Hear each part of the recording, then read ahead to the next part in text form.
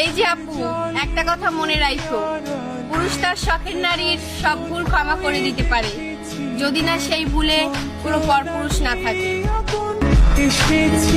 আমি ওইসব বাবুদেরকে বলতেছি, যারা একটা ছেলের সাথে রিলেশন করো, পরে ওই ছেলেটাকে ছেড়ে দিয়ে বলো আমি আমার বাপ ভাইয়ের সম্মান বাঁচানোর জন্য করছি। আরে বোন, রিলেশনে যাওয়ার আগে বাপ ভাইয়ের মান সম্মানের কথা মনে ছিল না? একটা কথা শোন বোন, তোমার জন্য না মা বাবার আদরের ছেলেটা পাগল হয়ে যায়, পাগল।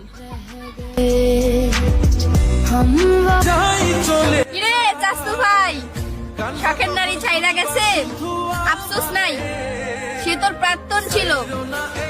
কষ্ট নিস না ভাই, দেখবি তোর জীবনেও এমন কেউ আসবে যে তোকে পাগলের মতো ভালোবাসবে আর সবটা দিয়ে তোরে ভালো রাখার চেষ্টা করবে।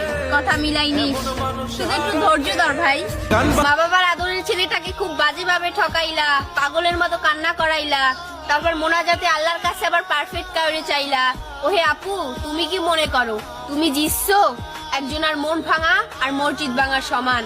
ওই উপরে একজন আছেন, আল্লাহ ছাড় দেন, ছেড়ে দেন না।